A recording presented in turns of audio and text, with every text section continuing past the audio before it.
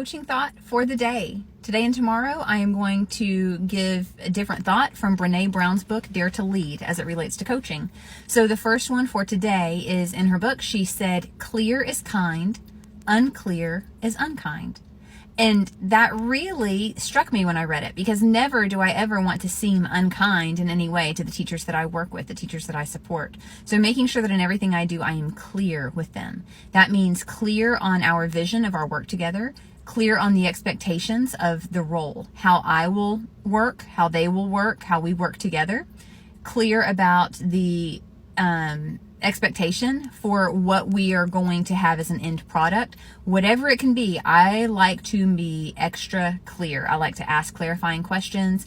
I like to, ask questions of them about our work together, just to make sure everybody's on the same page. So today's thought is clear is kind. And let's make sure that we are always applying that when we are doing coaching work with teachers.